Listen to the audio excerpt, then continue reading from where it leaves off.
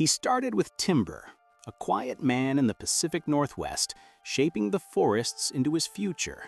William Edward Boeing never imagined his name would one day soar through the skies. Born in Detroit on October 1, 1881, he was the son of Wilhelm Boeing, a German immigrant, and Marie Ortmann from Vienna. His father arrived in America with nothing but a dream, built a fortune in the lumber business, and died too early, leaving young William at just 8 years old. But the wealth his father left behind and the determination he inherited would later fund a dream far larger than timber. William grew up with an obsession for machines and craftsmanship. He studied at Yale's Sheffield Scientific School, but left before graduation. Books weren't enough. He wanted to build things with his hands. In 1903, he moved west to Washington State, where the forests were endless and the business of lumber was booming. He became a successful timberman, precise, focused, and ambitious. But his destiny shifted one summer day in 1909 when he saw something he'd never forget: an airplane slicing through the air at an exhibition. It wasn't just a machine, it was a revelation. He wanted to fly, but when he asked for a ride, he was turned down again and again. Every rejection only deepened his fascination. He decided if no one would take him up, he'd build something better himself. He bought a Martin TA hydroplane, his first aircraft, but it disappointed him. The machine was fragile, unreliable. "We can build something better," he told his friend, Navy engineer George Conrad Westervelt. And in 1916, in a small Seattle boathouse converted into a workshop, they did.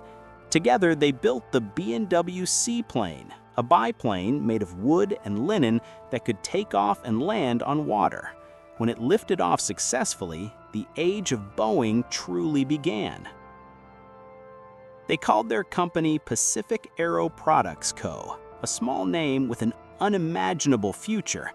A year later, in 1917, as the United States entered World War I, they renamed it the Boeing Airplane Company. The timing couldn't have been more crucial. The war brought contracts, and with them, the resources to grow. Boeing began producing aircraft for the U.S. Navy. The Model C became its first true success. When the war ended, demand collapsed overnight. The government canceled contracts, and the hangars fell silent. Boeing pivoted.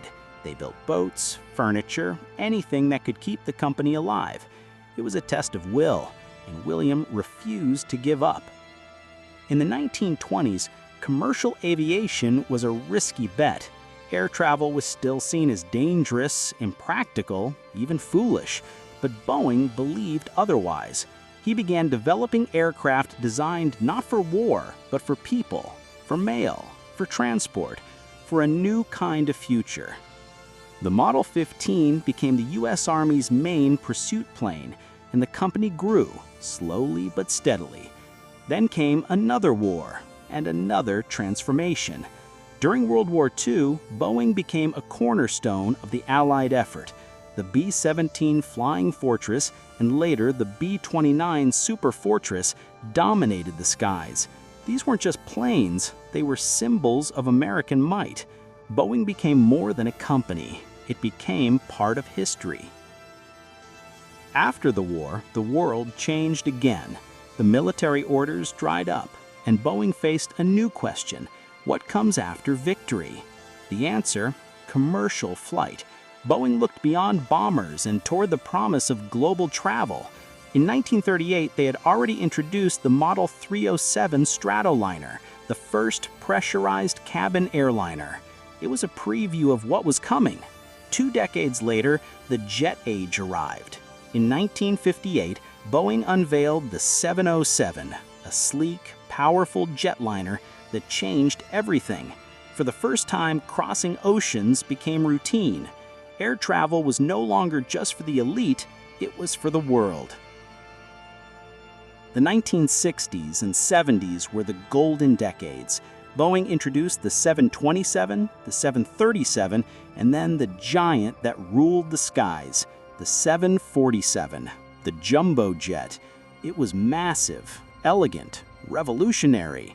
For millions, it became the first airplane they ever flew on. Boeing wasn't just building machines anymore, they were connecting humanity. At the same time, Boeing entered the space race, working with NASA on the Lunar Orbiter and later the Space Shuttle programs. The company's logo, once a mark of timber and wings, now represented Earth's leap into the cosmos. By the 1990s, Boeing had become the undisputed giant of aerospace. It merged with McDonnell Douglas in 1997, expanding its reach across defense and space. But the new century brought new challenges. Competition with Airbus grew fierce. Technology advanced faster than ever. Boeing adapted, pushing innovation with aircraft like the 787 Dreamliner, lightweight, efficient, and environmentally conscious. The 777X came next, featuring massive folding wingtips and engines unlike any before it. It was a reminder that Boeing was still at the frontier. But even giants stumble. In the 2010s, tragedy struck with 2 fatal crashes of the 737 MAX. Boeing faced the greatest crisis in its modern history. Investigations revealed design flaws, software failures, and oversight lapses. The once untouchable company had to confront hard truths about safety, responsibility, and trust. Production halted, the fleet was grounded. Billions were lost. Yet in the darkness, Boeing began to rebuild, strengthening its safety culture, rethinking its engineering standards, and working to regain the confidence of the world. Then came the pandemic. The skies went quiet, airplanes sat idle on empty runways, and Boeing's losses deepened. But slowly, recovery began. Deliveries resumed. The 737 MAX returned, recertified, and improved. The 777X continued testing. Boeing invested in new technologies, autonomous systems, sustainable fuels, and even space exploration. They adapted once again, just as William Boeing had done over a century earlier in that small workshop by the Seattle docks.